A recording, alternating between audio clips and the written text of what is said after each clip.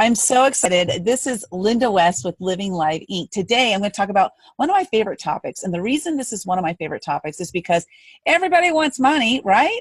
And so I'm going to be speaking today to Linda Hollander of the Sponsor Concierge. I almost said Speaker Concierge, so I had to make sure I looked.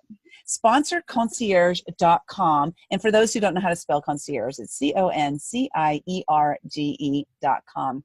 So my name is Linda West, and I love interviewing people that can help you grow your business, because as an entrepreneur, it's really hard to know what to do, especially at the beginning stages. So let's get you going. Linda, today we're going to talk about sponsorships and how the heck do we get them? Okay. So how do you get sponsors? Okay, so we'll talk about what sponsorship is. We're going to talk about what you said, how to get them, what they do. So let me just, first of all, just make sure we're all on the same page. I'm going to give you the definition of sponsorship. Okay. So the definition of sponsorship is connecting a company to people who buy things, connecting a company to people who are consumers of that particular product. And sponsorship money is money that you don't have to pay back. So it's a very cool way to fund your business, your coaching practice. If you want to be a social influencer and do podcasts like what we're on, or Facebook Live, or any of those things. If you want to speak, if you want to do events, if you want to write books, or if you have a nonprofit, you can get sponsors if you know people who buy things. And it's a lot easier than you think, and that's what we're going to talk about today. Oh my gosh, I'm excited. Easy. That's good, because I frankly, I put on a lot of events and I've never gotten a sponsor, and it's because I just don't know where to go, who to ask, what to ask for. There's so many different questions. And so this is a great topic. But before we get started, why don't you tell everybody what your expertise is and how you got into doing this? Okay. Well, like you, I'm a women business owner. I have been for over 20 years, and I started a business with my best friend. What I did was I never took a single business class in college. All of my classes were art classes, and I loved art. I love graphic design. So I started collecting shopping bags with really beautiful graphics on them. And then I took it to my best friend and I said, hey, can we make a business out of this? And she says, yeah, I think we can. So we created a business around promotional shopping bags, and this silly little business got clients like Disney and Sears and Nissan and Mattel and Ocean Spray, and like all these really great clients. Universal Studios, we did the bags for them, and we turned it into a multi-million-dollar business. This little idea that the two of us had, because we were sick of working for other people. Before I started my business, I had a very toxic work situation in my office. I had an abrasive relationship with my boss. I had to work with people I didn't like.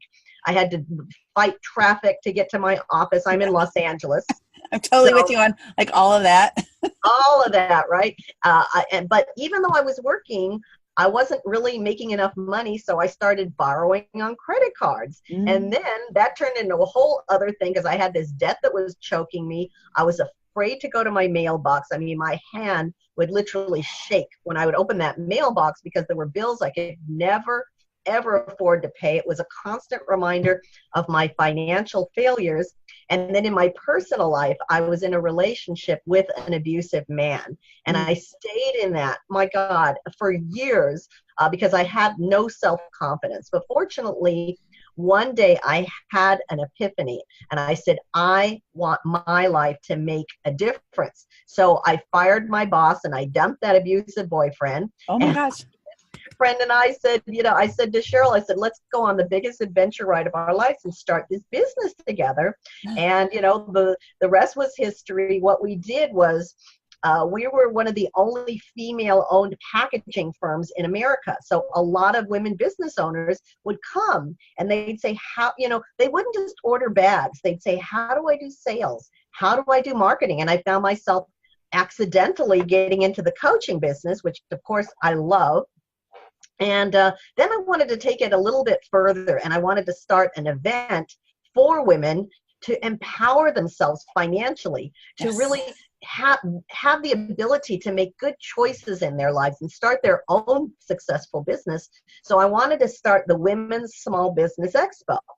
But you know what? you have this great idea, but then the second thought in your mind is, uh-oh, how am I going to afford this? And I'm Yes. sure everybody's gone through that. You've gone through that process, right? Yeah. Well, really quick before you go further, my first big event that I held, I had 700 people at it. It was a food festival. I lost, invested, got educated on $70,000. I could really have used sponsors. Okay, so as you know, Linda, I'm on a mission that that will never happen again. So and unfortunately, your story is typical. A lot of people do events and they lose money. And I've never lost money on an event because all of my events have been sponsored. I've been very, very lucky in that way. But it's not just luck, it's kind of strategy. And we're going to go through the strategy today of Cool. how to get what you do funded. You do not have to do events. You could have a business. You could have, a social influencer platform. You could do you could write books. You could speak and get sponsors also. So we're going to go into like the steps of how you do it today. So what would you like me to talk about with all of the lovely listeners today? Oh my gosh, this is like, I want to cry because I have, like I said, I've invested so much money. It's been 4 years. I've been on this entrepreneurial journey, kind of discovering who I am, what my purpose is, and all this stuff. And now I'm there. And you mentioned, the Women's Small Business Expo and stuff. And I'm having an event that I'm going to be holding in 2019 in September. That's going to be an all women event. And it's all about helping them grow their businesses. And so I would love to talk about, how do I figure out which companies to go after, because I don't want to waste my time going after companies that might not support it. So how do I figure out which companies to go at? I mean, I shouldn't say go after, but to go to ask, for sponsorships. Okay, so there's a couple of different ways. So you want to look on the internet. You want to go to your favorite best friend, which for me is Google, and look at other women's business conferences and see what companies are sponsoring those conferences. Okay. And you could call them for sponsorship. And a lot of people say, well, isn't their budget tapped out? No. And you don't have to educate them on the value of women business owners because they're there. They're playing in that space already. So that's one thing that you could do.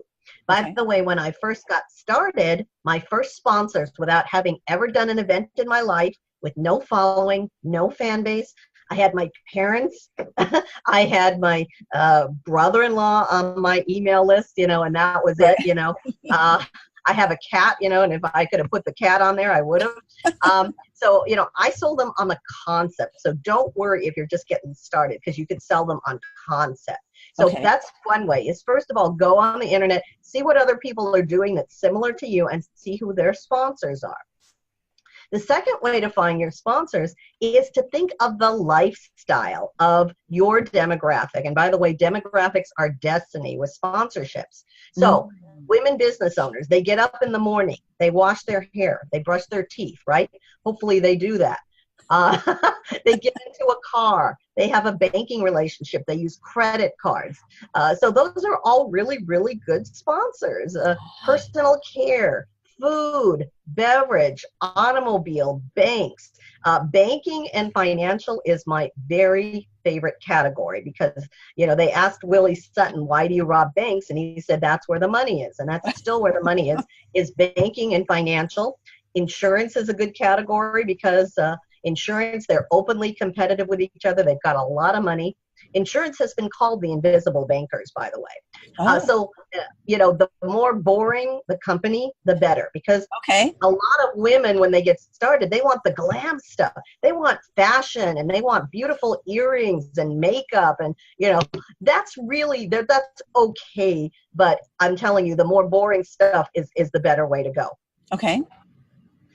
So that's kind of how you find your sponsors. Think, number one, look at what other people are doing, see who their sponsors are. And number two, think of the daily lifestyle of somebody in your community or your audience and, what they do, what they buy, and go to those companies. Okay, that's awesome. Great advice. I love that. So the next step to me would be, how much do I ask for? I mean, I guess the next step would be like, how do I find them? But let's assume I found them, because knowing how much to ask for, I think, is really important, because some people are like, oh, I only need $200.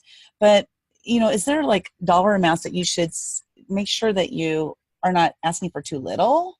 or asking for too much? Maybe that's the question. Okay. First of all, don't think, okay, I need $25,000 to do this event, or in your case, you needed $70,000 to do the event. I'm going to get $70,000 from my sponsors. Don't do that, because basically you're working for free. Remember, I want you to make money, and I want you to make good money to get empowered financially. Most people underprice their value. I would need to know exactly what you're doing and who your audience is and some specific data points. But most of our clients, they get $10,000 to $100,000 from each sponsor. And there's no limit to the number of sponsors you can get.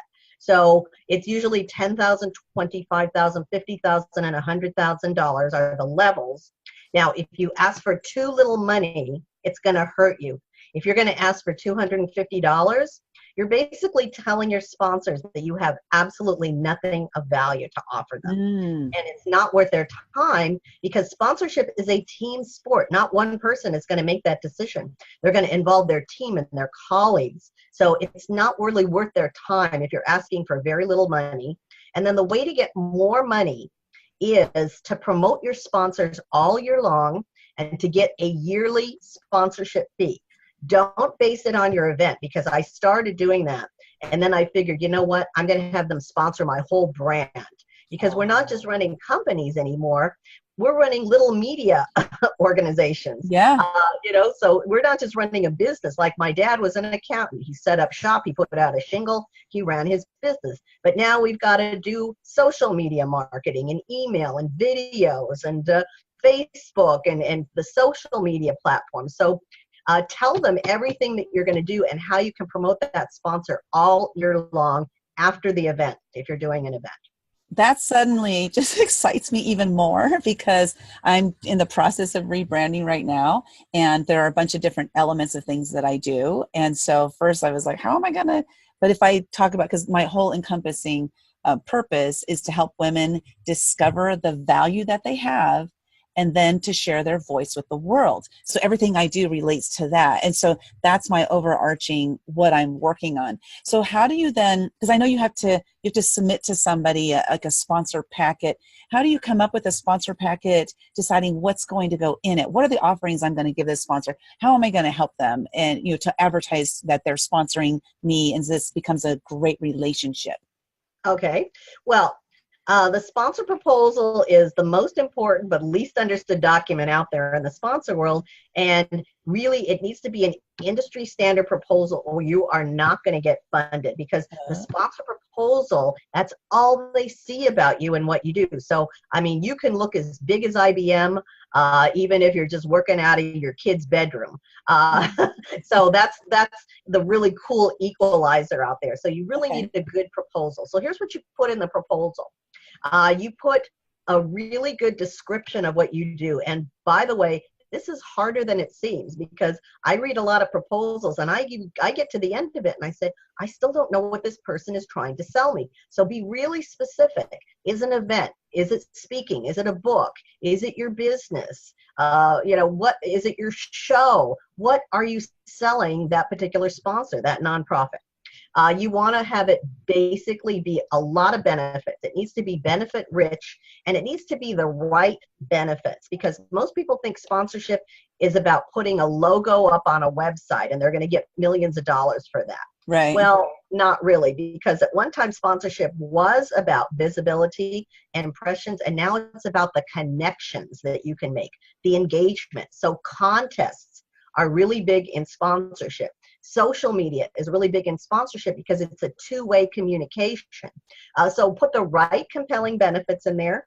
You want to put, once again, a description of your demographics, and the more data points, the better for your demographics. You want to put your marketing plan. And if you don't have a marketing plan, here's time to do one.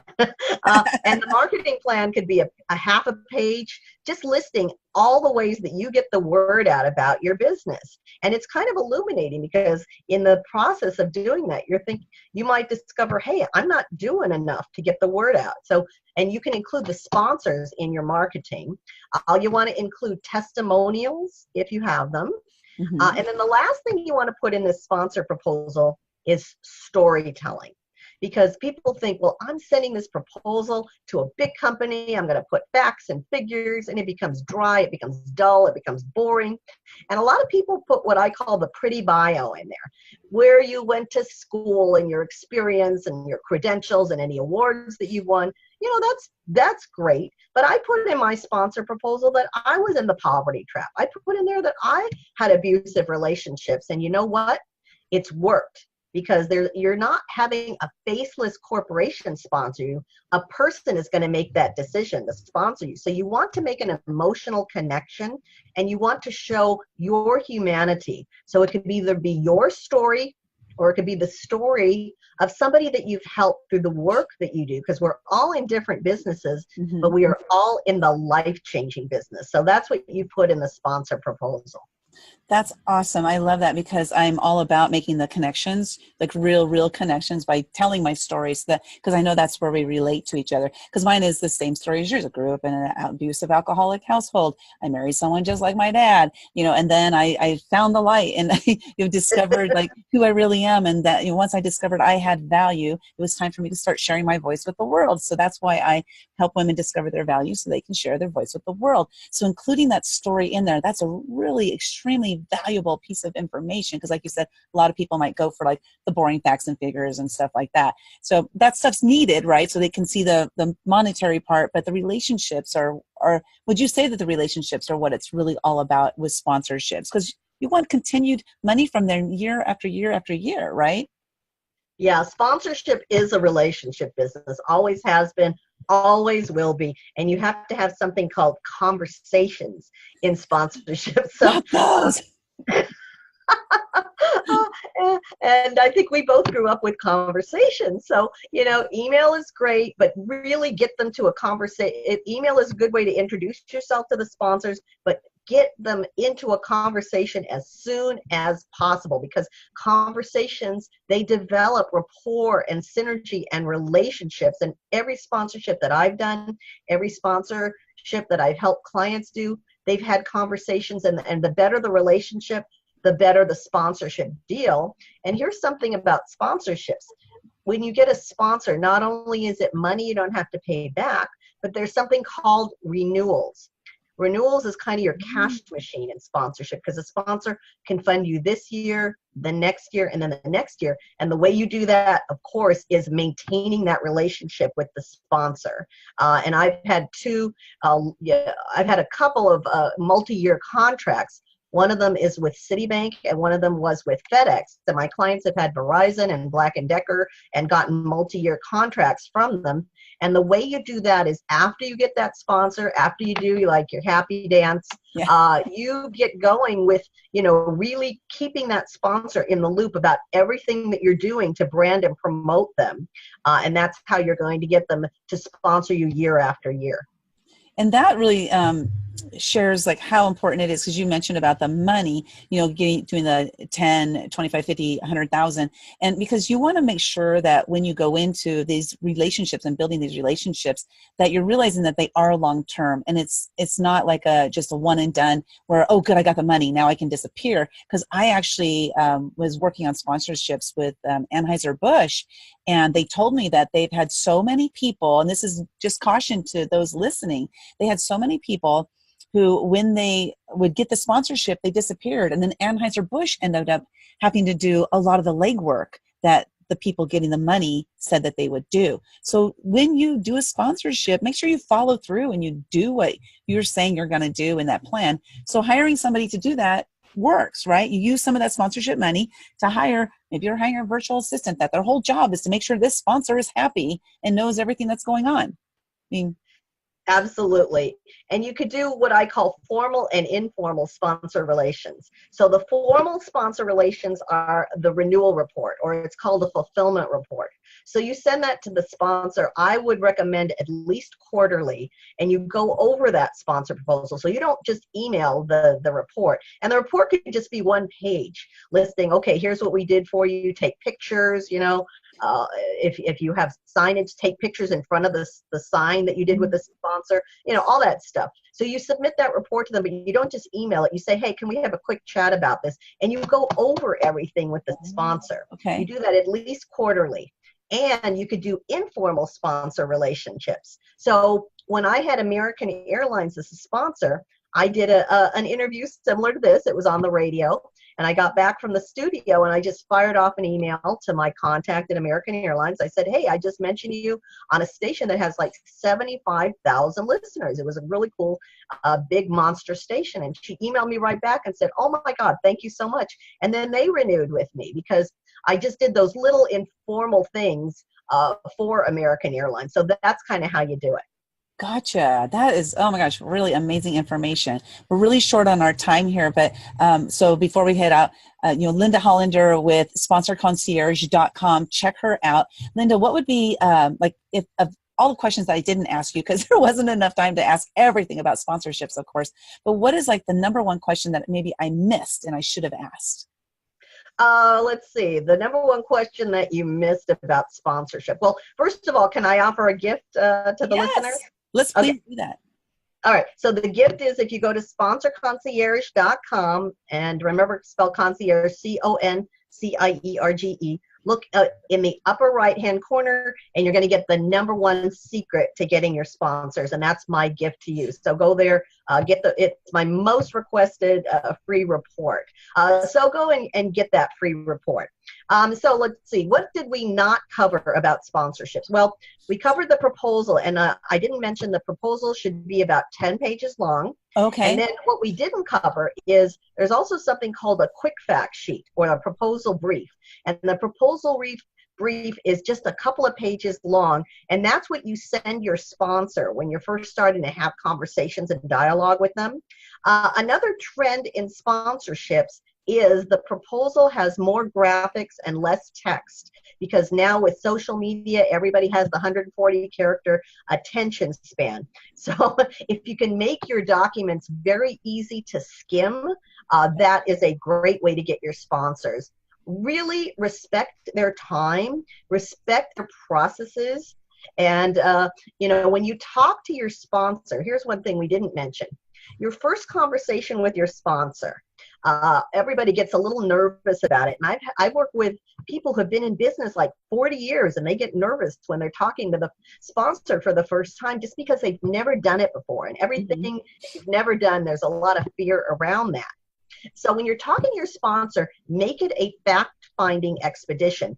Don't go right into your presentation. Ask them some questions. Say, hey, what are your upcoming campaigns? What are your marketing goals? How can I help you? Tell me about some sponsorships you've done in the past. Which ones worked? Which ones were not successful? Why were they not successful? That tells you how they measure success. So get them to open up a little bit to you, and then you can go into your presentation. So if the sponsor says, well, we're looking for, for the market of women business owners, if you're talking to them, say, hey, great, here's how I can help you really reach that market and reach it in a deep and meaningful way. And then you go into your presentation. Oh my gosh, that's gold.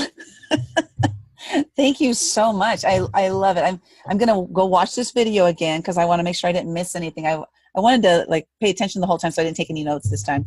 And so I'm really excited to start applying these things. You guys go to sponsorconcierge.com and download your free gift. Linda is just so amazing. I saw her speak at an event, and I have to have her. I just have to have her because she's so incredible. So thank you so much, Linda. Thank you so much. Yeah, you're just, I got goosebumps. That's how much. That last thing you said was so important, right? It's because they are human beings, and it's not just a corporation where you're going to go grab some money from. It's a relationship you're going to build. And just like with anything in business, we want to build these relationships. So building a relationship with Linda so I can have her on my show here. That took a little bit of building this relationship, building a rapport. You're doing the same thing with sponsors. They are human beings. And yes, you might hit that $1 million mark or you get that $1 million sponsorship. But remember that you're still dealing with people. So this is Linda and Linda with Living Life Inc. and then Linda with Sponsored Concierge. You guys have a great day and go get those sponsors. And when you do, come back here and report back in the comments, letting us know how it's going. Thank you so much and have a great day. Bye.